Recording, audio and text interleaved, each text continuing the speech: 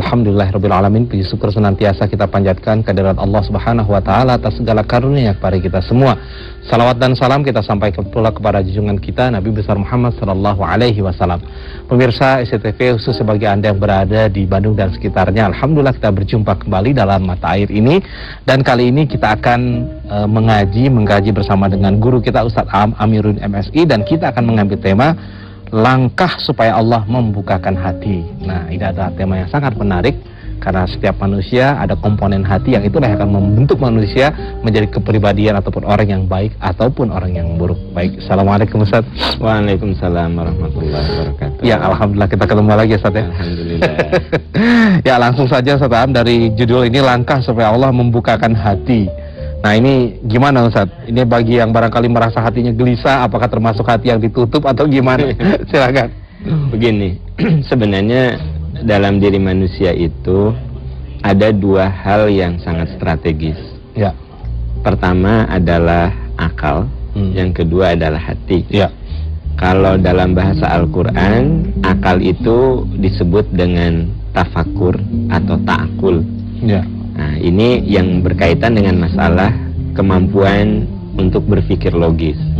Nah, kalau kolbu atau hati inilah yang berkaitan dengan hal-hal yang bersifat keimanan. Karena perlu dilihat bahwa iman itu sesuatu yang kita yakini, walaupun boleh jadi tidak bisa dijelaskan dan tidak bisa dibuktikan secara empirik. Ya. Nah, itu diterimanya bukan oleh akal tapi oleh hati. Contoh, ada orang nanya, kamu yakin setelah mati bakal ada kehidupan? Kamu yakin setelah badan kita, tulang kita menyatu dengan tanah, sudah jadi tanah bakal dibalikan lagi, dikembalikan lagi? Orang beriman akan mengatakan iyalah, yakin. Begitu kita tanya, coba jelaskan, nggak bisa. Nah, itu akal, itu kolbu, itu hati. Nah, di dalam surat An-Nahl, di dalam surat Al-An'am, ayat 125, di situ ada firman Allah yang akan menjadi titik tolak pembahasan kita. Surat Al-An'am ayat 125, Allah berfirman, a'udzubillahi minasyaitonirrajim, famay yuridillahu ayyahdiyahu yashrah sadrahu lil Islam. Kalau Allah akan memberikan petunjuk, hidayah, rahmat, kebaikan kepada seseorang, Allah buka pintu hatinya. Makanya tema kita pagi ini adalah supaya Allah membuka pintu hati kita. Karena ternyata di dalam surat Al-An'am ayat 125 itu disebutkan, fama yuridillahu ayyahdiyahu. Kalau Allah akan memberikan hidayah, kebaikan, rahmat, pokoknya hal-hal yang sangat berharga dari Allah kepada hambanya, yashrah sadrahu lil Islam. Allah akan bukakan hatinya untuk menerima Islam. Nah, apa yang dimaksud dengan Allah membukakan hati? Begini, kalau hati kita sudah dibukakan untuk suatu objek, biasanya seberat apapun objek itu serasa ringan. Nah, contoh, kita ambil dalam kehidupan keseharian. Ada orang yang dibukakan hatinya menyukai sepeda, ya. Nah, ada orang yang sampai mencari komponen sepeda yang udah tua. Itu kemana-mana, kasarnya seluruh Indonesia dicari, hanya ingin yang asli komponennya. Kan sekarang lagi musim orang pakai sepeda ontel, sepeda tua gitu. Itu sepeda kalau dihitung-hitung lebih mahal dari motor. Ada yang 10 juta, 20 juta, 30 juta. Kata kita yang tidak dibukakan hati menyukai sepeda, ngapain sih? Cari-cari yang sulit kayak begitu. Nah, kata kita, karena hati kita tidak dibukakan untuk menyukai sepeda ontel, sepeda kuno. Tapi bagi orang-orang yang dibukakan hatinya, kenikmatan kalau dia menemukan satu baut saja yang original, yang asli, ya. Satu komponen yang asli, itu senangnya luar biasa. Itu contoh dalam kehidupan.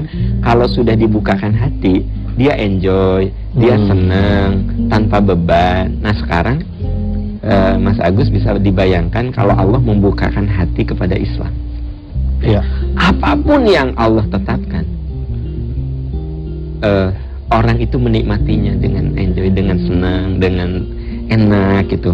Mungkin ada orang yang bilang gini, ya Allah kamu ya jam 1 udah bangun, apa nggak ngantuk tuh? Nah, kata orang yang dibukakan hati, aku ngantuk, tapi kerinduanku kepada Allah mengalahkan rasa ngantuk itu. Mirip orang yang dibukakan hati dengan sepak bola, Mas Agus.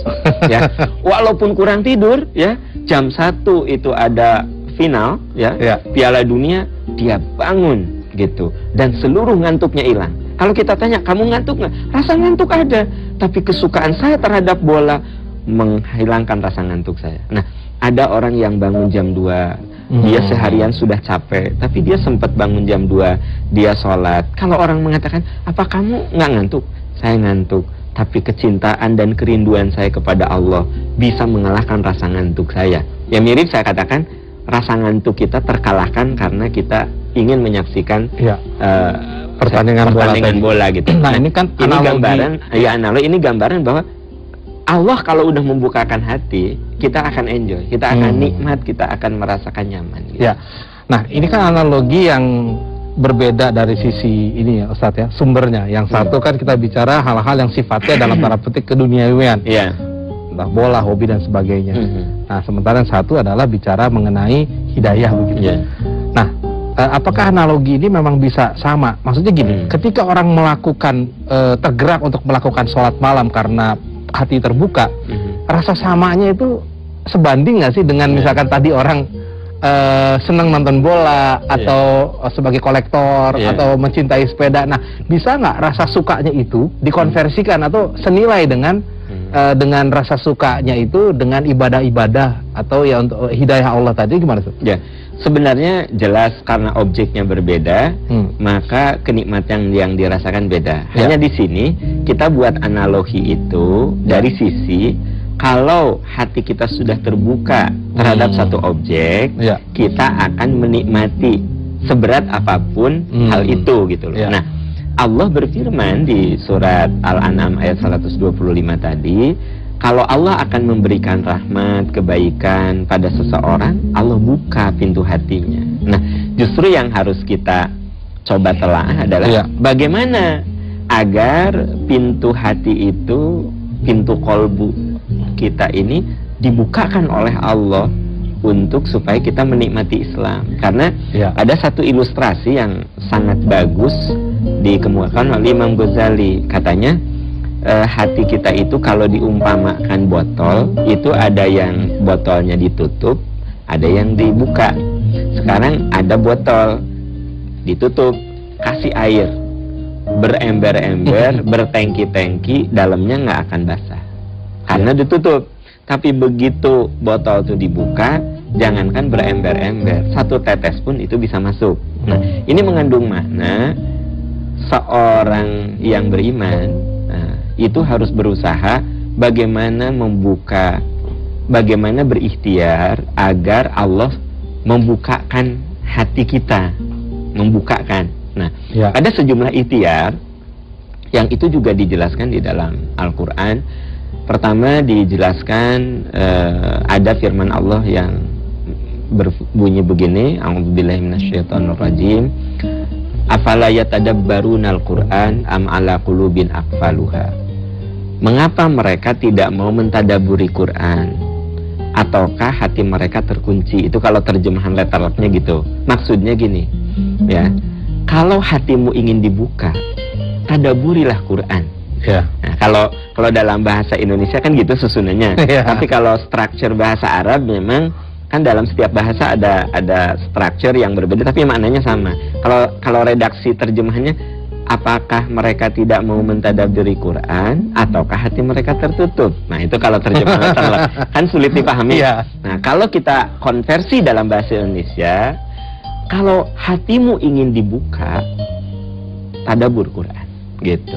Kalau hatimu ingin dibuka, tadaburi Quran. Jadi ternyata menurut ayat ini, cara supaya Allah membukakan hati kita umat Islam harus mau tadabur. Nah, pertanyaannya, tadabur itu apa? Tadabur itu membaca Quran, tapi bukan hanya membaca teks ayat. Jadi kalau saya misalnya membaca teks ayat, itu bukan tadabur, namanya tilawah.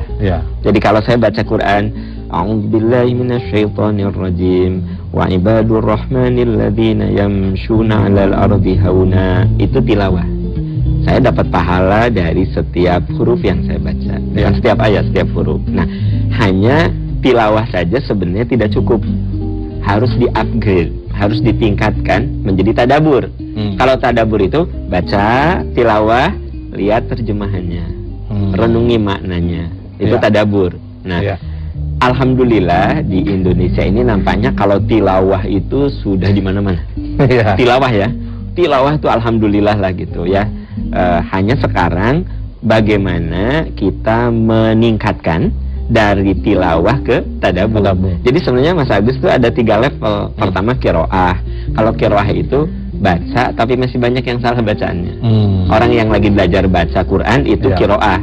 Nah, kalau banyak yang salah selama dia belajar dia dapat 2 pahala. Misalnya dia baca alif lam mim itu bukan alif lam mim, alamma gitu ya, bukan alif lam mim karena kan lagi belajar ya. Zalikal kita gitu kan, lelah kita dengernya kan. Nah, tapi bagi orang itu dapat 2 pahala ya. Jadi para pemirsa nih kalau sedang belajar terbata-bata kata Nabi wallahu yaqra walladzi yaqra'uhu wa yata'falahu ajran.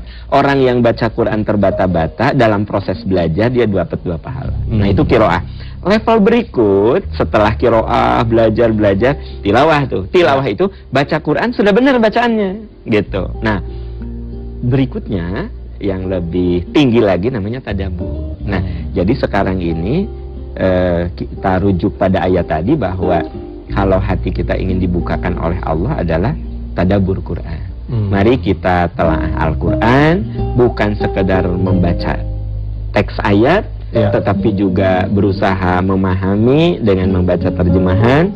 Ya, sekarang kan tafsir-tafsir sudah banyak, kita telaah tafsirnya atau dengarkan ceramah-ceramah yang memang pendalamannya terhadap Al-Quran lebih fokus gitu. Nah, ini ada 2 Ustaz sebelum dilanjutkan lagi. Yang pertama adalah mungkin suka juga ya dari penjelasan para dai yang lain mengatakan bahwa dengan membaca Al-Quran saja itu kan sudah membuat hati itu menjadi tenang. Nah, apakah ini tidak berarti bahwa walaupun membaca tanpa memahami itu juga sebenarnya sudah hati itu sudah menjadi lembut gitu. Nah, terus yang kedua, ada pemahaman begini Ustaz. Kadang-kadang orang mengatakan kalau kita mau memahami Al-Quran tidak hanya bisa membaca dengan sendirinya gitu, karena dianggap itu adalah terjemahan, bukan pendalaman, sehingga khawatir orang ketika hanya membaca itu malah menjadi salah. Nah, ini gimana? Apakah itu hanya penggambaran yang membuat orang malah jadi takut gitu untuk membaca terjemahannya? Ini gimana? Pertama, memang benar bahwa kalau kita membaca Quran tanpa mengerti, hati kita menjadi tenang gitu. Dan itu salah satu efek dari kemujizatan Quran. Begini, kan sekarang ini ilmu kedokteran sudah begitu maju. Janin itu bisa dilihat dengan 4 dimensi. Jadi wajahnya, terus ekspresi wajah itu kalau dibacakan ayat-ayat Quran itu kelihatan ada sebuah relaksasi. Nah, kalau di Barat itu uji cobanya dengan memperdengarkan musik-musik klasik karya Mozart, Beethoven yang gitu ya.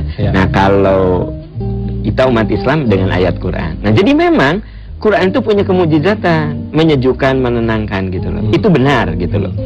Tetapi yang kita fokus sekarang adalah kita jangan merasa cukup sampai di situ. Kita harus meningkatkan dengan memahaminya. Nah, pertanyaan berikut adalah, ya kan aku pengen paham, tapi daripada salah, ya udah aku baca ayatnya saja, ya kan gitu.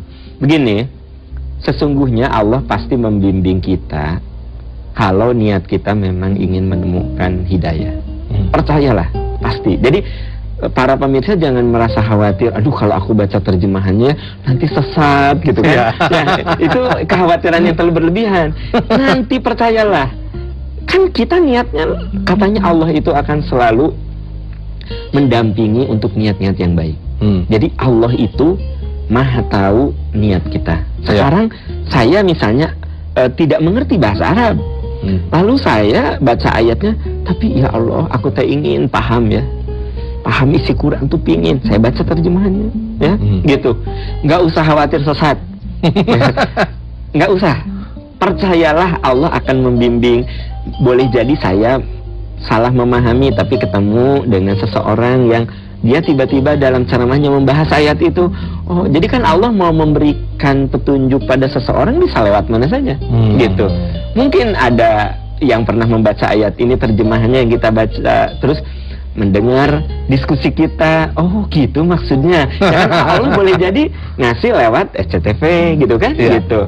Ngasih jalan menemukan pencerahan. Tapi satu hal, kekhawatiran itu jangan khawatir boleh. Tapi menakut-takuti jangan. Maaf, memang sih suka ada yang terlalu berlebihan. Awas, hati-hati ya. Kalau tidak mengerti bahasa Arab itu baca terjemahnya sesat nanti. Ya jangan gitu-gitu banget lah. Arahkannya adalah Bapak Ibu, mari pahami Quran. Nanti Allah akan membukakan jalan ilmu kepada kita selama memang niat kita baik. Satu lagi Ustaz, kita tuh memiliki kebiasaan ketika membaca Al-Quran itu ingin khatam. Nah, kalau membaca kemudian baca terjemahannya, ini akan mengambil durasi jadi lama gitu khatamannya. Tadinya sebulan jadi 3 bulan. Bisa kayak gitu. Nah ini rasanya kok jadi nggak serak atau gimana? Nah itu gimana Ustaz? Ada, memang sekarang kita harus mulai mengubah cara berpikir, pola pikir. Jadi tugas kita itu bukan kompetisi sebenarnya. Kita itu berusaha memahami. Jadi bukan berapa kali kita tamat, tapi seberapa banyak kita paham.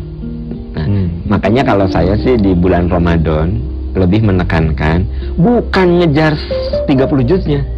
Sekarang ngejar 30 juz, tapi bacaannya salah, loncat-loncat, ya, dengan alasan target 30 juz Ramadan. Nah, yang penting adalah jadi bukan seberapa sering kita tamat, tapi seberapa banyak kita paham. Nah, ini paradigma berpikir yang harus kita perbaiki begitu. Satu lagi Ustaz, ini masih tadabur juga nih. Kan Quran itu disusun bukan seperti cerita. Kalau kayak komik itu kan ada awal sampai akhir nih ketahuan gitu. Nah ini kan bahkan loncat-loncat gitu. Maksudnya ayat ini bisa jadi antara yang satu dengan yang berikut ini nggak ada kaitannya gitu. Nah beda kalau kita membahas gini kan kita per tema. Pasti juga Ustadz akan mengambil surat ini, kemudian mengambil lagi surat ini, sehingga satu tema satu tema, sehingga pola pikir orang itu akan terbentuk. Nah apakah dengan membaca terjemahan misalkan kita dari Al-Baqarah terus juga akan bisa membentuk pola pikir yang pas juga begitu? Begini, sebenarnya Al-Quran itu sekilas seperti antara satu ayat dengan ayat lain tidak ada korelasi. Kesannya, kesannya kan. Jadi lagi bicara tentang X, tiba-tiba kok bicara tentang Y, kan gitu. Begini, di dalam ilmu tafsir ada yang disebut dengan ilmu munasabatul ayah. Ilmu munasabatul ayah itu artinya ilmu yang menjelaskan hubungan antara satu ayat dengan ayat lain. Jadi sebenarnya setiap ayat itu ada korelasi gitu loh. Nah, tapi kenapa kesannya tidak ada? Nah, ini mirip orang yang awal melihat suatu karya seperti nggak ada hubungan. Tapi kalau orang itu udah ngerti banget ternyata ada hubungan ini dan ini gitu. Nah, Quran juga begitu. Tugas kita sebenarnya yang penting ikutin aja, karena boleh jadi ada hal yang diulang-ulang. Misalnya Al-Baqarah itu bicara tentang Nabi Musa dan Fir'aun, tapi di Al-Anbiya Nabi Musa dan Fir'aun lagi, ya kan gitu. Kemudian di surat yang lainnya bicara tentang Nabi Khidir, Musa dan Fir'aun, itu diulang-ulang kan gitu. Nah, ini mirip seperti bahan bangunan, ada bata, ada semen dan lain sebagainya. Kita pelajari itu semua, nanti begitu ada kasus, nah kita akan bisa menggunakan ayat-ayat itu menyelesaikan kasus. Nah jadi memang tidak masalah, jangan terlalu dikhawatirkan ketika kita baca ayat kok dari sini temanya sini nih, sering aja. Justru lama-lama kita bisa mendesain sendiri itu pemikiran. Oh ini tuh ada kaitannya dengan ini, oh ini ada kaitannya dengan ini gitu. Itu yang pertama. Yang kedua, kenapa ayat Quran itu tidak seperti skripsi bab 1, bab 2, bab 3 kesimpulan kan gitu ya, atau seperti tesis atau seperti buku. Karena Quran bisa dibaca dari manapun. Saya misalnya tiba-tiba ngambil aja Quran ini, langsung aja saya baca Ali Imran.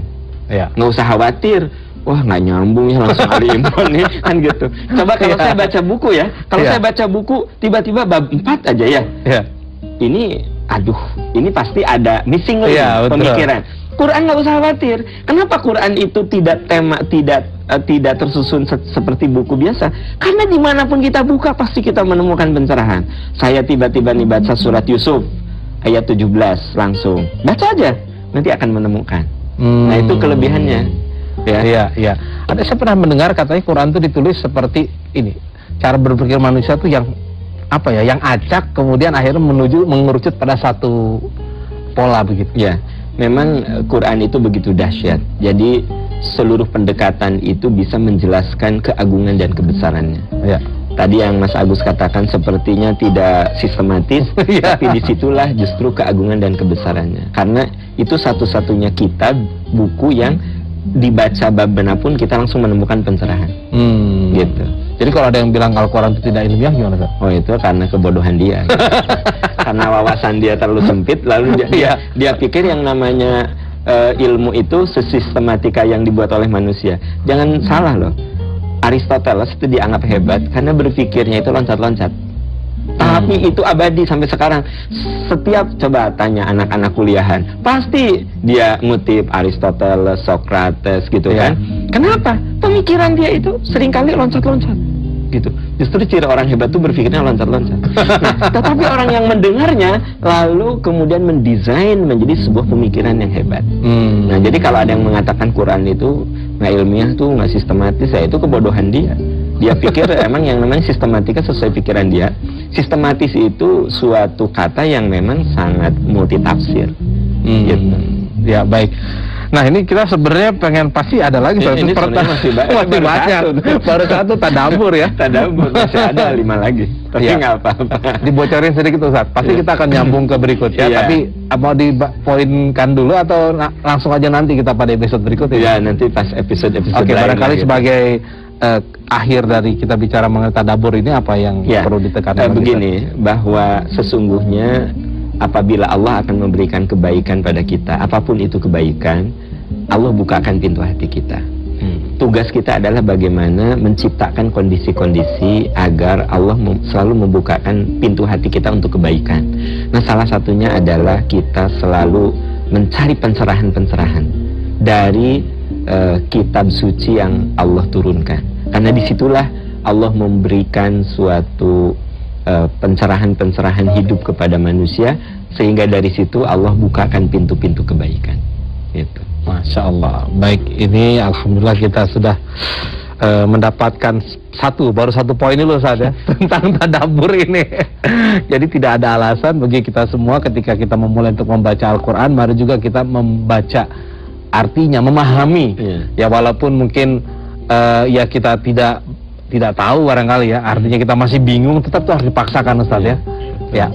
Baik, terima kasih. Insyaallah kita akan sambung lagi pada episode yang ke depan, masih bagaimana cara kita atau bisa membuka hati, ikhtiar membuka hati. Yang pertama dengan tadabbur pemirsa, dan yang kedua dan berikutnya tentang apa? Nah, ikuti terus program kita sehingga nanti kita dapat satu kesimpulan yang pas. Mohon maaf bila ada hal-hal yang kurang berkenan. Insyaallah kita akan berjumpa kembali. Wabillahi taufiq wal hidayah. Assalamualaikum warahmatullahi wabarakatuh.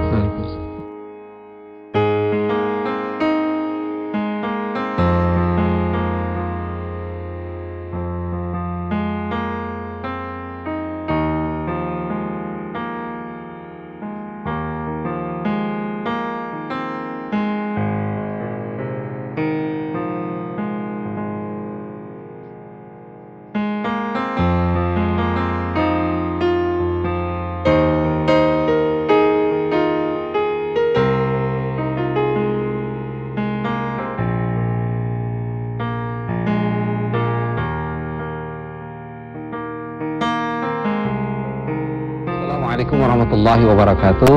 Alhamdulillahirrabbilalamin. Puji syukur senantiasa kita panjatkan kehadirat Allah Subhanahu wa Ta'ala atas segala karunia kepada kita. Salawat dan salam kita sampaikan pula kepada junjungan kita Nabi besar Muhammad sallallahu alaihi wasallam. Pemirsa SCTV, bagi Anda yang di daerah Bandung dan sekitarnya, alhamdulillah kita berjumpa di dalam mata air, dan kali ini kembali kita akan mengaji bersama Ustaz Amiruddin MSI, dan kita kembali akan melanjutkan perbincangan kita yang sempat terputus, langkah supaya Allah membukakan hati. Dan pada waktu itu kita sudah sampai pada satu poin yang pertama, bagaimana cara untuk membukakan hati, yaitu dengan mentadabur Quran. Nah, kita ngobrol-ngobrol lagi dengan Ustaz kita. Assalamualaikum Ustaz. Waalaikumsalam warahmatullahi wabarakatuh. Ya, ini kita nyambung nih Ustaz, bicaraan yang dulu. Barangkali Ustaz ingin menyampaikan resumenya terlebih dahulu. Ya, biar para pemirsa SCTV yang mungkin waktu itu nonton tapi lupa lagi. Jadi kita bahas bahwa menurut surat Al-An'am menurut surat Al-An'am 125 bahwa kalau Allah akan memberikan kebaikan kepada hambanya, itu salah satunya dengan yashrah sadrahu lil Islam, Allah bukakan hati kita. Nah, kemarin kita bahas bagaimana caranya supaya Allah selalu membukakan hati. Nah, yang sudah kita bicarakan adalah yaitu dengan afala yatadabbarunal Quran. Kita tadaburi Quran. Tadabur artinya membaca sambil berusaha memahami kandungan maknanya. Itu yang sudah kita bahas ya. Nah, yang kedua, supaya Allah membukakan hati kita adalah dengan cara kita harus berusaha untuk mengasah jiwa kita dengan ibadah-ibadah sunnah. Oke. Dari mana statement itu? Itu dari firman Allah. Kita lihat di dalam surat Al-Isra ayat 79, ayat 77 ya. Di situ diungkapkan bahwa aqimis salat liduluki syamsi ila ghasaqil laili wa qur'anal fajri inna qur'anal fajri kana masyhuda.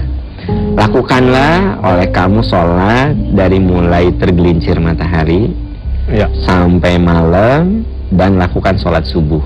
Nah, kalau ada kata-kata lakukan oleh kamu sholat dari tergelincir matahari, yang waktu sholat tergelincir matahari itu apa? Duhur kan? Ya kan, duhur sampai malam, jadi duhur, asar, maghrib, isya, dan sholat subuh. Nah, lalu setelah Allah berfirman tentang ibadah yang wajib, lalu berikutnya wa minal laili fatahajjad bihi nafilatan laka, dan lakukanlah tahajud sebagai tambahan. Nah, ini ada kata-kata sebagai tambahan dari yang wajib itu. Kalau kita suka melakukan ibadah sunnah setelah yang wajib kita lakukan, apa? Asa ayyab'atsaka rabbuka maqama mahmuda. Semoga Tuhanmu memberikan kedudukan yang mulia. Nah, ini kata kunci. Jadi gini, kalau Allah mau memberikan kepada kita kebaikan, jadi kedudukan mulia itu bukan berarti saya setelah ceramah pagi ini langsung dipanggil Pak SBY menggantikan menteri siapa gitu kan. Bukan begitu ya. Tapi yang dimaksud Allah memberikan kedudukan yang mulia itu kedudukan mulia di hadapan Allah. Gitu. Karena jangan salah Mas Agus, ada orang yang di hadapan manusia dimuliakan, tapi di hadapan Allah itu nista sebenarnya. Maaf, misalnya saya punya mobil mewah, rumah mewah, kan gitu. Mas Agus mengatakan, Pak Am hebat ya, gitu kan, dimuliakan ya, tetangga juga jelas memuliakan gitu. Tapi ternyata harta yang saya dapatkan itu dengan cara haram, dan Allah tuh murka sama saya. Jadi jangan salah, ada orang yang di mata orang dimuliakan, di mata Allah tuh hina. Nah, kita lagi bicara, kalau kamu melakukan nafilatal laka, ibadah tambahan yang kita sebut dengan sunnah itu, asa ayyab'atsaka rabbuka maqama mahmuda. Semoga Tuhanmu itu memberikan kedudukan yang terhormat. Terhormat, mulia di sisinya. Nah, pembahasan kita tentang apa? Gimana caranya supaya Allah membukakan hati kita. Jadi kalau Allah mau memberikan kehormatan pada kita, kemuliaan pada kita, Allah tuh bukakan pintu hati kita. Nah, caranya bagaimana? Itu nafilatal laka. Lakukan ibadah-ibadah tambahan. Sholat wajib tambah dengan sholat sunnah, tahajud, duha, rawatib, tahiyatul masjid, dan lain-lain. Saum, kita tambahi dengan Senin Kamis, saum Daud ya, saum pertengahan bulan dan lain-lain gitu kan. Nah sekarang harta yang wajibnya adalah zakat, kita tambahi dengan sedekah gitu, dengan wakaf gitu. Nah ini yang disebut bahwa kalau Allah akan memberikan kebaikan pada kita, Allah bukakan pintu hati, yaitu yang kedua, yang pertama dengan tadabbur, yang kedua itu dengan mengasah diri kita dengan ibadah-ibadah sunnah. Ya, nah ini Ustaz, ibadah sunnah itu kan adalah ibadah tambahan. Iya. Nah, apakah ketika orang ingin melakukan suatu ibadah sunnah itu harus ibadah wajibnya harus beres bener dulu gitu? Iya.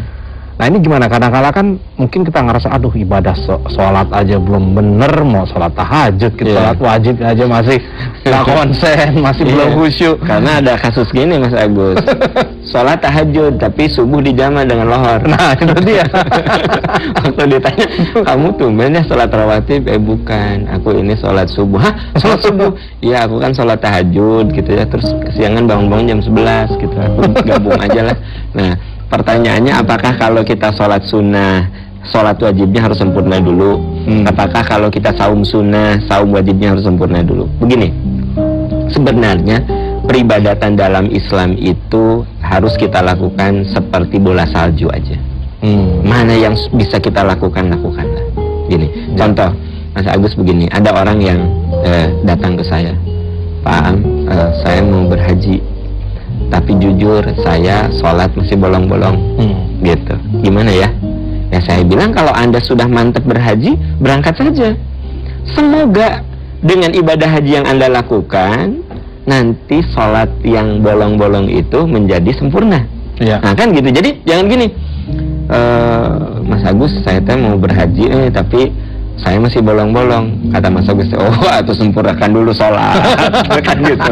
Haji mah nanti, sempurnakan dulu sholat. Nah ini yang terjadi akhirnya menjadi tidak snowball, tidak bola salju gitu. Jadi kalau menurut hemat saya, dalam ajaran Islam itu apa sih yang bisa kita lakukan sekarang, lakukan gitu.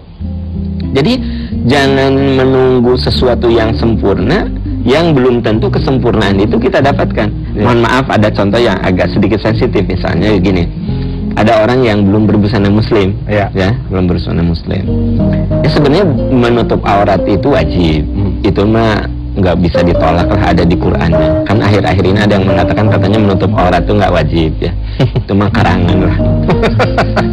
Iya, ada yang bilang katanya menutup aurat itu nggak wajib gitu ya. Ada katanya itu menurut profesor ini, omong kosong profesor, baca di Quran. Kan Allah begitu eksplisit ya, dalam surat An-Nur jelas, dalam Al-Ahzab itu jelas gitu. Udah, jadi kita tidak perlu masuk ke kontroversi yang itu pemikiran manusia gitu. Kita lihat firman Allah bahwa menutup aurat itu wajib. Nah, ada orang yang gini, aku tahu menutup aurat itu wajib, tapi jujur aku belum bisa gitu. Saya suka bilang gini, Teteh, bisanya apa? Aku mah baru sholat, puasa, lakukan itu. Terus aku pengen umroh gimana ya, tapi aku baju masih begini, umroh saja. Gitu. Nah itu yang saya katakan. Apa sih yang bisa kita lakukan sekarang? Lakukan. Sekalipun mungkin ya ada orang yang belum bisa menutup aurat. Tapi kalau dia sudah ada niat untuk berumroh, berumroh. Dia sudah berniat mau berhaji, berhaji gitu. Dia berniat mau saum Senin Kamis, Senin Kamis. Ada yang gini kan, ya, ayo diminum. Duh aku lagi saum, saum baju kamu masih kayak begitu. Ini kan sebenarnya cara berpikir yang keliru juga gitu ya. Artinya dalam ajaran Islam itu berpikirnya apa yang bisa kita lakukan untuk pengabdian kepada Allah, lakukan saja. Sekalipun boleh jadi ada hal-hal lain yang belum sempurna kita lakukan. Ya itu kan sebenarnya ada dorongan baik itu dari dalam diri sendiri ataupun dari luar kan, dari luar omongan-omongan dari orang-orang di sekeliling yang suka begitu, wah ngapain sih pakai kerudung masih kelakuan begitu. Nah itu kan mendorong orang akhirnya ya udahlah lebih baik bagusan saya dong, saya nggak pakai ini karena saya belum pakai begitu. Tapi ada juga diri dia sendiri yang merasa tidak pantas gitu. Jadi gini Mas Agus, ada yang namanya dalam istilah Al-Quran itu hilas syaitoniyah. Jadi hilas syaitoniyah itu alasan-alasan seperti logis tapi dari setan. Wah, hebat juga setan. Hilah syaitoniyah, jangan kira setan itu cerdas kan. Jadi hilah syaitoniyah itu artinya seperti masuk akal, seperti logis, tapi nggak benar.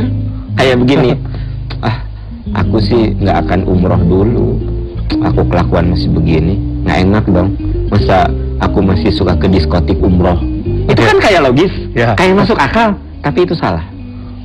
Kok orang mau ibadah kemudian dihubungkan dengan itu?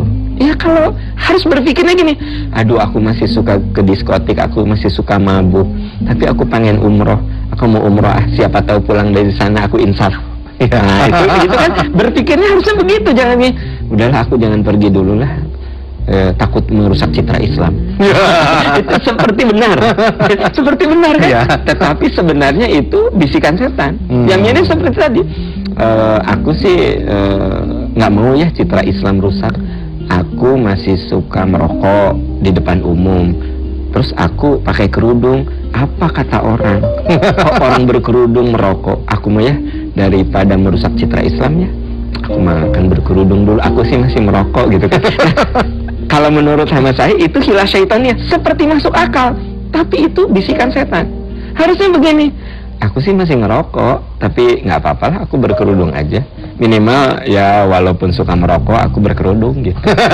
Siapa tahu dengan berkerudung, aku kalaupun merokok tidak di tempat umum masih ada perasaan nggak enak gitu kan? Gitu. Kan berpikirnya bisa begitu sebenarnya. Nah ini yang Mas Agus, hati-hati, setan itu suka membisikkan, yaitu hilah syaitoniyah. Seperti masuk akal, seperti logis, seperti alasannya kuat, tapi sesat sebenarnya. Dia itu kan ingin selalu menyesatkan manusia dengan cara apa? Supaya manusia tidak melakukan perbuatan-perbuatan baik. Dan itu tuh banyak kan yang berpikir bahwa aku jangan dulu haji lah karena aku kan masih begini gitu kan. Nah, aku sih pengen ya ke masjid sholat, tapi apa kata orang kalau aku pulang dari masjid terus aku judi, apa kata orang coba gitu. Ya Allah ya. Nah terus satu lagi Ustaz, gimana? Suka ada terkadang gini, melakukan ibadah sunnah itu rasanya itu lebih apa ya, lebih terasa gitu. Kayak misalkan tahajud nih, karena tahajud itu kan diniatkan betul gitu ya, lebih dalam daripada wajib. Lebih dalam dibandingkan yang wajib. Apa nggak jadi kebalik ini, gimana ya? Begini, sesungguhnya posisi ibadah tambahan itu nafilat talak, sunnah itu kan ibadah tambahan untuk menyempurnakan. Nah di dalam hadis riwayat Imam Ahmad diungkapkan, di hari kiamat Allah berfirman, periksalah sholat hambaku. Kalau ternyata sholat hambaku ada kekurangan, dan tentu Allah Maha tahu sebenarnya si hamba itu punya kekurangan atau tidak, ini mas sebuah redaksional saja. Kalau ternyata hambaku itu ada kekurangan dalam sholat wajibnya, maka sempurnakanlah dengan pahala sunnahnya. Apabila hambaku melakukan saum, perhatikan saum wajibnya apakah sudah sempurna. Kalau ternyata masih ada kekurangan, sempurnakanlah pahalanya dengan saum sunnahnya. Jadi memang yang namanya ibadah sunnah itu juga penyempurna bagi yang wajib. Nah sekarang kalau ada pengalaman sholat wajib kok datar, biasa-biasa, tapi kalau sholat tahajud kok sampai nangis gitu, ya nggak apa-apa, jangan begini, oh berarti sunnahnya salah tuh.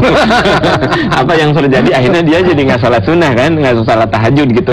Aduh aku nggak enak nih, masa wajib aku belum pernah nangis, tahajud sering nangis, udahlah aku jangan tahajud dulu lah, nggak enak. Nah itu kan hilah syaitoniyah juga kan. Nah jadi artinya kita harus berpikir, semoga ya dengan aku kalau tahajud itu suka nangis, suka terharu, semogalah itu bisa berimbas pada sholat-sholat wajib gitu. Jadi sebenarnya itu hal yang apa ya, yang alamiah sih gitu.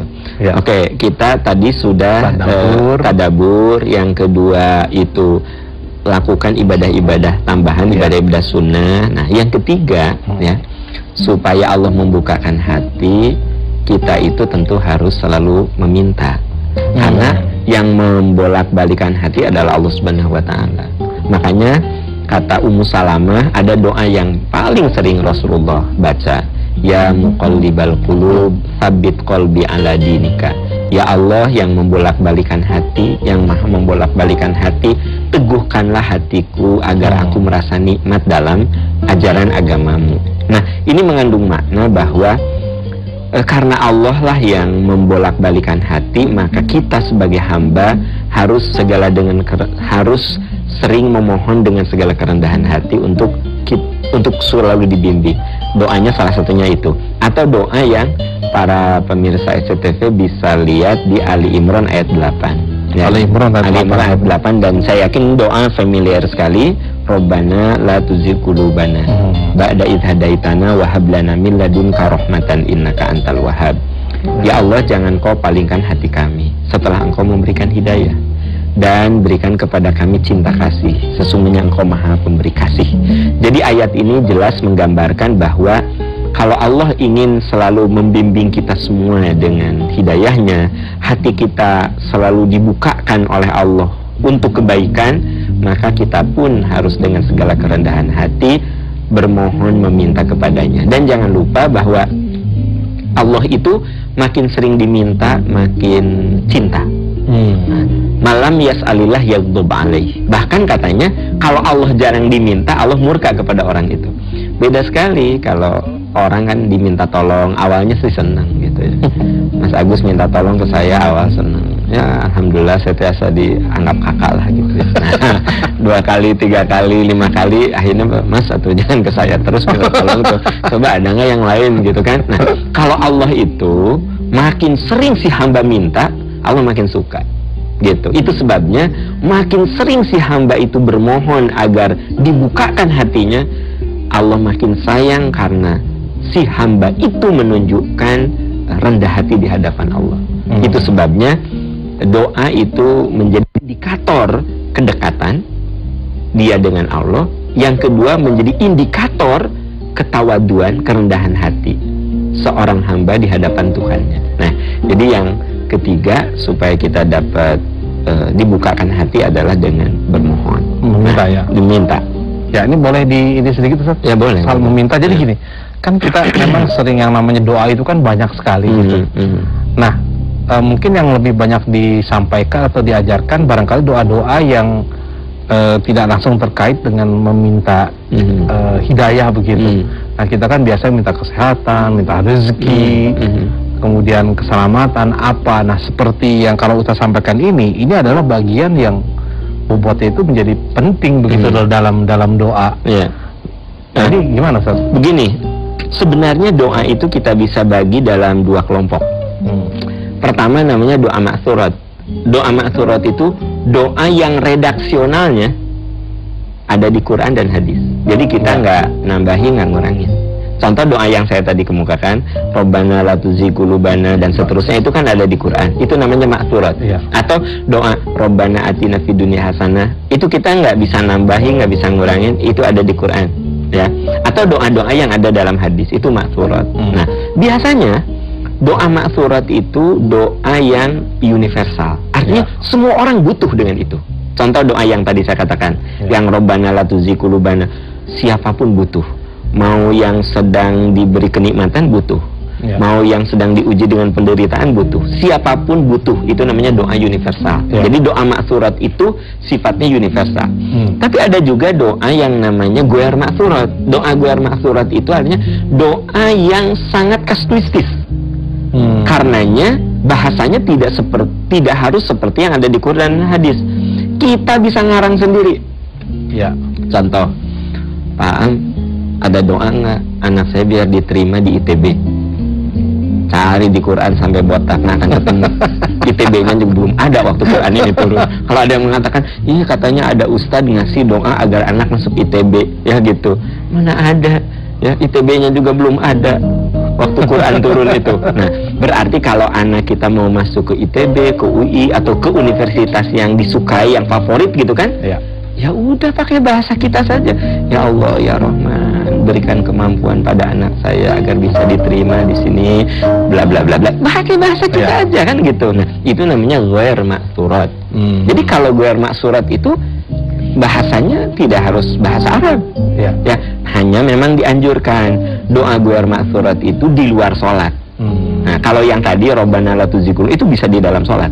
Rabbana atina bisa di dalam sholat. Nah, pada saat sujud. Nah, tetapi kalau doa yang ghair ma'thurat gitu ya, misalnya kok suami itu pelit banget gitu ya, misal ya. Atau istri kok cerewet banget gitu, itu doanya kan, ya Allah ya Rahman, bukakan hati suami saya supaya dia punya jiwa kedermawanan. Itu kan nggak ada di Quran. Ya Allah, semoga dia diberi rasa cinta, kasih sayang pada saya dan anak-anak gitu. Itu bisa setelah sholat gitu loh. Nah, itu namanya ghair ma'thurat. Jadi kembali ke yang tadi, kalau doa-doa itu bisa disesuaikan dengan kebutuhan kita. Nah, hanya konteks pembahasan kita kan bagaimana caranya supaya Allah membuka hati kita, ya salah satunya doa itu tadi, yang Ali Imran ayat 8 itu. Ya, baik, satu lagi nih Ustaz. Nah, kita kan misalkan dalam sholat berjamaah, setelah sholat kan biasa ada doa. Nah, ini kadang-kala itu membacakan doanya itu kelihatan tanpa penghayatan gitu loh. Ini kita terus sementara juga yang jamaahnya kan nggak paham juga nih, main amin-amin aja nih. Nah, ini kira-kira kalau doa kayak gitu bisa diterima ya? Saya kadang-kala merasa, wah kalau daripada Bu dengan doa sendiri aja deh, maksudnya bisa lebih menghayati daripada mungkin bacaannya juga. Bapak imamnya udah nggak jelas artikulasinya gitu, nih baca apa sih sebenarnya, yang amin juga amin lah apa lehernya kesana kemari gitu, amin sambil lihat ini amin. Nah, ini gimana persiapan atau model yang seperti itu, atau kesiapan apa sih harus ini kan gitu? Pertama, kita hargai dulu bahwa dia itu mau berdoa. Itu hargai dulu. Hanya memang ada hal yang harus diperbaiki. Jadi sebaiknya sih berdoa itu harus pakai hati. Jadi jangan assalamualaikum, salam, ambil mikrofon, Allahumma ini asal kayak jadi apa ya, bahkan si imam yang baca doanya pun dia itu sambil ngebenerin apa gitu, Allahumma gitu ya. Si makmum juga sama, amin amin amin gitu kan. Jadi satu, kita hargai mau berdoanya udah top, udah bagus. Karena memang Allah tuh sangat suka kepada orang yang berdoa. Tugasnya sekarang adalah bagaimana yang bagus itu diperbaiki. Jadi saya setuju sama Mas Agus. Sebenarnya sering kali menemukan di lapangan, maksudnya di tataran realitas, itu doa tanpa penghayatan.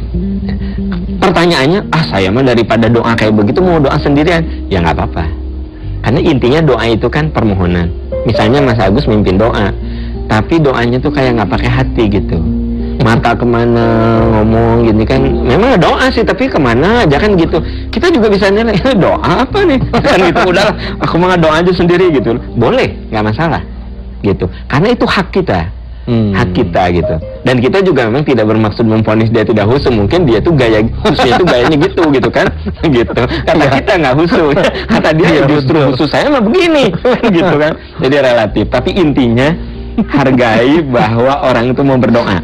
Tapi emang kita sepakat yang sudah bagus diperbagus lagi, yaitu ditambah dengan penghayatan-penghayatan. Terus kita juga katanya mengaminkan tuh harus paham, Mas Agus. Iya betul. Karena ada kasus teman saya sekolah di Timur Tengah. Jadi kalau doa tuh dia lebih mantap pakai bahasa Arab. 6 tahun di sana. Jadi doa itu pakai bahasa Arab. Suatu saat beribadah haji sama istrinya dan dia berdoa. Istrinya mengatakan, doa pakai bahasa Arab. Istrinya mengatakan amin, amin ya Rabbal Alamin, sampai menangis istrinya. Begitu pulang haji, suaminya nikah lagi. Istrinya marah, ya. Kok kamu pulang haji terus nikah lagi, bla bla bla gitu ya. Kata suaminya, loh kan kamu yang mengaminkan. Ingat ya, waktu di Arafah tuh kamu sambil nangis. Saya tuh berdoa, ya Allah terima kasih engkau telah memberikan istri yang soleh. Namun ya Allah kalau engkau memberikan lagi juga, itu yang terbaik untuk saya. Kan kamu bilang amin waktu itu. Nah makanya kalau mau mengaminkan tuh ngerti apa sih yang dia baca gitu. Ya baik Ustaz, masih banyak lagi yang mau kita sampaikan. Kita baru 3 poin ya. 3 poin. Insya Allah kita akan masuk kepada poin yang berikutnya pada episode yang mendatang. Insya Allah. Terima kasih pemirsa, mohon maaf ya ada hal-hal yang kurang berkenan. Insya Allah kita akan kembali lagi nanti tetap membicarakan bagaimana supaya hati kita itu terbuka dan kita bisa mendapatkan hidayah dari Allah Subhanahu wa taala. Mohon maaf bila ada hal kurang berkenan. Wabillahi taufiq wal hidayah. Assalamualaikum warahmatullahi wabarakatuh. Waalaikumsalam.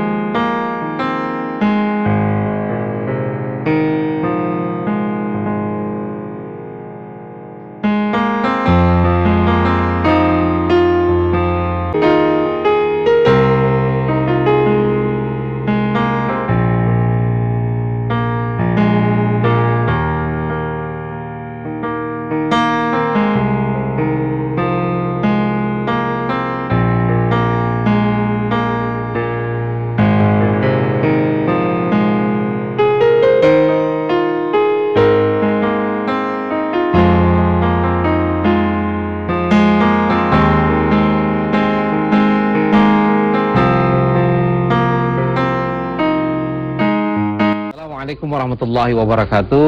Alhamdulillahirabbil alamin. Puji syukur senantiasa kita panjatkan kehadirat Allah Subhanahu wa taala atas segala karunia-Nya kepada kita. Salawat dan salam kita sampaikan pula kepada junjungan kita Nabi besar Muhammad sallallahu alaihi wasallam.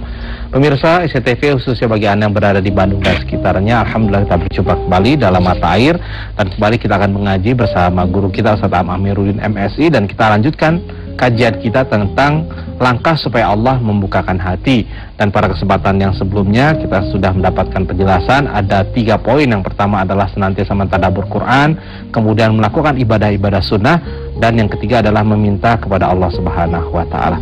Baik, assalamualaikum Ustaz. Waalaikumsalam warahmatullahi wabarakatuh. Kita lanjutkan lagi. Barangkali ada review sedikit Ustaz terkait dengan yang meminta juga nih. Iya. Jadi memang yang sudah kita bahas itu tetap harus diingatkan bahwa rujukan awalnya adalah surat Al-An'am ayat 125. Fama yuridillahu ayyahdiyahu yashrah sadrahu lil Islam. Kalau Allah akan memberikan hidayah, kebaikan, keberkahan, Allah bukakan pintu hati. Nah, yang kita bicarakan bagaimana caranya supaya pintu hati kita itu selalu dibuka oleh Allah. Satu, tadabbur, kita sudah bahas. Yang kedua, kita asah jiwa dengan ibadah sunnah, ya. Yang ketiga dengan doa, gitu. Paling yang sudah kita bahas bahwa doa itu gambaran kedekatan hati kita kepada Allah dan kerendahan hati. Walaupun juga kita singgung ada beberapa teknik doa yang sudah bagus tapi perlu diperbaiki. Yang pernah kemarin dibahas ada yang terlupakan, Mas Agus. Jadi ada orang yang kalau berdoa itu pakai sound system. Ya, kalau sound systemnya bagus masih mending, ini ya rebek ya. Pakai toa ya. Mic loudspeaker ya gitu. Teriak-teriak. Nah, ini sebenarnya dalam hadis saya baca dalam riwayat Imam Ahmad, katanya ada orang yang berdoa teriak-teriak. Rasul tuh marah. Kata Nabi, ketahuilah kamu berdoa bukan kepada yang tuli, kamu berdoa kepada yang maha mendengar. Maka turun ayat, ud'u rabbakum tadarruan wa khufyatan innahu la yuhibbul mu'tadin. Berdoalah kamu dengan rendah hati dan suara lembut. Allah itu tidak menyukai orang-orang yang melewati batas. Nah, jadi bagi para pemirsa mungkin ini jadi bahan renungan ayat ini, bahwa berdoa itu tidak perlu dikeluarkan ke sampai se-RW tahu ya bahwa kita berdoa. Karena Allah, kita berdoa bukan ngasih tahu ke warga ya. Kita berdoa kan bukan ngasih tahu ke warga, tapi kita bermohon sama Allah. Dan doa yang paling indah itu firman Allah, ud'u rabbakum tadarru, berdoalah kamu kepada Allah dengan rendah hati, wa khufyah. Khufyah itu suara lembut. Khufyah itu suara yang layak secukupnya kita dengar. Jadi kalau saya misalnya berdoa sendiri ya cukup, tidak disuarakan juga apa-apa, kan untuk saya sendiri. Tapi kalau saya harus mimpin doa, ya sesuaikan dengan jumlah gitu. Kalau jumlahnya 20 ya secukupnya. Kalau jumlahnya 1000 ya tentu baru dengan suara yang pakai suara tambahan. Itu yang namanya khufyah, itu sesuai dengan kebutuhan. Nah, itu yang sudah kita bahas. Nah, yang keempat sekarang. Jadi yang pertama apa? Tadabbur. Yang kedua ibadah sunnah, yang ketiga dengan doa. Nah, yang keempat ya, kalau Allah ingin membukakan hati, sering-seringlah kita datang ke tempat yang Allah ridho, yaitu lingkungan-lingkungan yang baik gitu. Karena begini, manusia itu makhluk yang sangat mudah beradaptasi, baik emosi, baik fisik. Sekarang begini, kita sekarang di ruangan ber-AC, dingin. Apa yang terjadi? Tubuh kita akan mengeluarkan energi gula yang lebih, karena si tubuh kita harus panas. Makanya kalau kita di tempat dingin cenderung cepat lapar. Di Bandung itu makanya Bandung kota kuliner. Kota kuliner, katanya teman-teman saya bilang, kalau ke Bandung tuh aduh apapun nikmat. Kenapa? Sebenarnya ada unsur dingin, walaupun Bandung sih udah agak panas, tapi kalau malam di atas sih masih dingin, di Lembang gitu. Nah, itu cenderung tubuh kita itu kalau cuaca dingin, tubuh kita harus panas, menyesuaikan kan. Apa yang terjadi? Karbohidrat kita banyak terbakar. Makanya ketika dingin kita cepat lapar. Kalau kita di tempat yang panas, kita cepat haus. Karena tubuh kita mengeluarkan cairan untuk menetralisir supaya tubuh kita juga menyesuaikan. Iya. Itu fisik. Jadi secara fisik, manusia itu menyesuaikan pada lingkungan. Jangan salah. Cara berpikir, cara berperilaku, bersikap, itu juga beradaptasi. Saya misalnya tahu bahwa itu minuman haram. Kalau pertama kali saya merasa nggak enak, ya, aduh, saya kok duduk di tempat minuman haram begini. Sering, lama-lama minimal saya biasa duduk. Jadi maksudnya gini, nggak risih gitu. Ya. Minimal saya nggak risih. Nah, ini gambaran bahwa manusia itu makhluk yang suka beradaptasi. Nah, sekarang kalau lingkungannya itu baik, cenderung adaptasi kita baik. Ya. Gitu kan? Saya berada di lingkungan pengajian. Nah, saya beradaptasi, ya, gitu. Untuk sesuai dengan situasi tempat pengajian. Ya. Nah, jadi supaya Allah membukakan hati kita, memang kita juga harus berusaha. Bukan berarti kita mencabut diri dari realitas, bukan. Karena orang beriman yang hebat itu justru yang ada di realitas, tapi itu tidak terpengaruh oleh keburukan. Oke, saya kasih ilustrasi begini. Mas Agus kuliah, sebut sajalah di sana di Iowa State University di Amerika. Saya kuliah di Ummul Qura di Mekah. Mas Agus bisa menjaga iman dan takwa, saya juga bisa menjaga iman dan takwa, ya, gitu. Dosa dan maksiat saya jauhi, Mas Agus juga sama begitu. Nah, kalau dilihat kadar iman, kira-kira bagusan siapa? Iman saya atau iman Mas Agus nih? Ya kan? Kalau menurut pandangan saya, ya bagusan Mas Agus karena lingkungannya tidak kondusif. Tapi Mas Agus bisa jaga iman, bisa jaga takwa. Padahal itu di Iowa State University, di Iowa yang wah gitu, hidupnya boleh jadi mau lihat kayak apapun bisa. Kalau saya di Mekah, Mas, oh ya di mall juga ya gitu-gitu aja lah gitu ya. Ya gitu. Nah, jadi kalau saya bisa menjaga iman dan takwa, wajar. Saya ada di Mekah, saya hampir sholat selalu di Masjidil Haram, sering tawaf. Kalau Mas Agus ada di negara yang cukup sekuler, tapi Mas Agus bisa menjaga keimanan. Nah, itu yang saya katakan. Iman yang hebat itu sebenarnya yang ada dalam satu realitas, tapi bisa kokoh. Itu yang dikatakan dalam Al-Quran. Alam taro kaifa doroballahu mathalan kalimatan thayyibatan kasyajaratin thayyibatin asluha tsabitun wa far'uha fis sama. Tu'ti ukulaha kullahinin biidzni rabbih. Jadi gini, tidakkah kau perhatikan iman yang kokoh itu seperti pohon yang kokoh? Akarnya menghunjam ke bumi, daun dan rantingnya menjulang ke langit. Dia bisa memberikan manfaat dan buah setiap saat. Jadi orang mukmin itu dimanapun berada, apakah lingkungannya positif, negatif, lingkungannya mendukung, tidak mendukung, dia kokoh. Ya, ya. Nah, dia memberikan manfaat. Nah, jadi memang sebenarnya iman yang kuat itu yang hebat dibenturkan dalam realitas. Tetapi masalahnya sebagai manusia ada saat ya lingkungan itu berpengaruh pada dia. Nah, makanya untuk menetralisir lingkungan yang buruk, kita harus juga mengimbangi datang ke lingkungan yang baik. Misalnya sekali-kali lah, bukan sekali-kali sih, rutin gitu datang ke majelis taklim, rutin bersilaturahmi gitu. Nah, itu cara supaya Allah membukakan hati. Minimal ketika saya berada di lingkungan yang tidak kondusif, hampir saya menjadi terbiasa, saya datang ke lingkungan yang islami, saya tersadar lagi gitu, oh iya ya gitu. Nah, karena manusia itu hati-hati makhluk yang paling mudah beradaptasi, baik fisik ataupun psikis gitu. Ya, tapi ini bukan berarti dalam konteks penyeimbangan ya. Banyak kan mengatakan gini, ya udah sekarang pengajian dong, biar apa? Biar seimbang gitu. Kalau kemarin kan ngelakuin dosa, sekarang masuk ke pengajian. Biar balance. Biar balance. Ya, kalau ada yang bilang begitu sih terlalu salah, tidak gitu. Yang salah adalah melakukan kesalahannya. Tetapi kalau jadi kita tetap harus menghargai orang yang ada keinginan untuk baik, ya gitu. Loh, kok kamu masih suka ke pengajian? Padahal kan kamu tuh aku lihat kemarin di diskotik mabuk kayak gitu, gitu kan gitu. Kata orang itu, ya biarlah kemarin malam minggu mabuk, malam Jumat aku sholat gitu kan. saat itu salah, tapi kita hargai keinginannya, kan gitu. Iya. Jadi gini,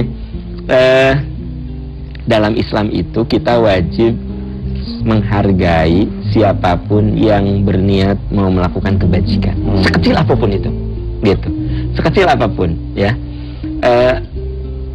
Ada ibu-ibu yang gini, Pak Am, anak saya tuh ya mencoba pakai kerudung, tapi ya Allah itu bajunya ketat, celana jeans ketat Pak Am, bajunya kaos ketat, pakai kerudung sih, jadi saya tuh lihatnya risih, kata ibunya, ya kan gitu. Akhirnya saya tegur, saya bilang, Bu, niat anak ibu tuh udah baik, dia ingin memakai kerudung, tetapi karena dia remaja masih pengen kayak begitu. Saya bilang hargai dulu, ya, nanti dengan perjalanan waktu pelan-pelan diperbaiki.